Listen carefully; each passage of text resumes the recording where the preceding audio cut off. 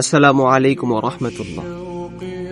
এই যে প্রিয় দিনী ভাইরা, তোমাদের জন্য ফজর যাচ্ছে, জোহর যাচ্ছে, আসর যাচ্ছে, মাগরিব যাচ্ছে, এশা যাচ্ছে, তবুও এক ওয়াক্ত নামাজ মসজিদের মধ্যে গিয়ে আদায় করছো না। এমনকি একাকিত্ব ভাবেও আদায় করছো না। তোমাদের জন্য আল্লাহ তাআলা সেই ফরজ ইবাদতটা তোমাদের জন্য দিয়ে দিয়েছেন, আর তোমরা সেই ফরজ ইবাদত আদায় করছো না, বরং সময় এভাবে তোমরা নষ্ট করতেছ। দুনিয়ার ফিতনা ফাসাদের মধ্যে তোমরা পড়ে আছো। আখিরাত নিয়ে তোমাদের কোনো ফিকির নাই।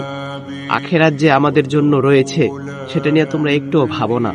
আখিরাত নিয়ে যদি একটু ভাবতা, তাহলে অবশ্যই ফজরের সময় হলে মসজিদে চলে যাইতা, জোহরের সময় হলে মসজিদে চলে যাইতা, আসরের সময় হলে মসজিদে চলে যাইতা, মাগরিবের সময় হলে মসজিদে চলে যাইতা, এশারের সময় হলে মসজিদে চলে যাইতা। অথচ আমাদের ভিতরে একটু অনুশোচনা হচ্ছে না যে আজানের প্রায় আজান দিচ্ছে, নামাজের সময় নামাজ হচ্ছে, কিন্তু আমরা পড়তেছি না নামাজ।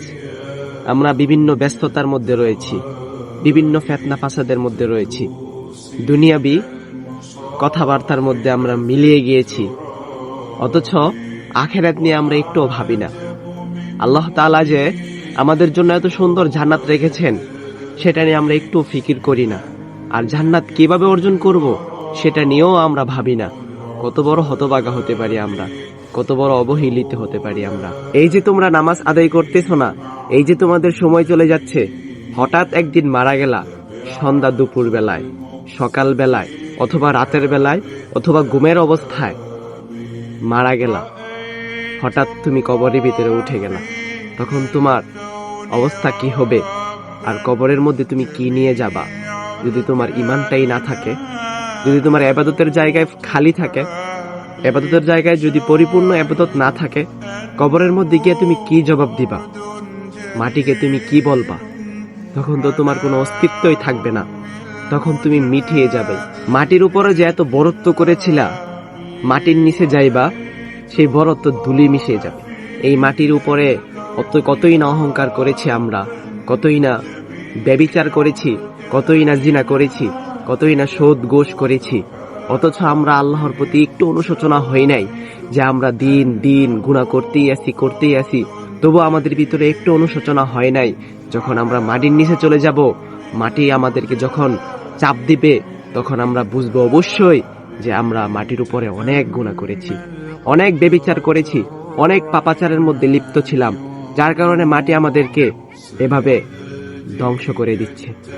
আজ যারা মাটির নিচে শুয়ে আছে, তারাই একমাত্র বলতে পারবে যে মাটির নিচে কি অবস্থায় আছে। আমরা মাটির উপরে আছি বিদায় আমরা বলতে পারি না তারা কেমন আছে। যদি সত্যি আপনি মাটির উপরে ভালো কাজ করেন, মাটির নিচে অবশ্যই ভালো থাকতে পারবেন। যদি মাটির উপরে ভালো কাজ না করে মন্দ কাজের মধ্যে লিপ্ত ছিলেন, অবশ্যই আপনি মাটির নিচে আযাবের মধ্যে লিপ্ত থাকবেন। সেই জন্য মাটির নিচের মানুষগুলাই বলে, মাটির নিচে চাপা খাওয়া মানুষগুলাই শুধু বলে এক ওয়াক্ত নামাজের কতটুকু মূল্য।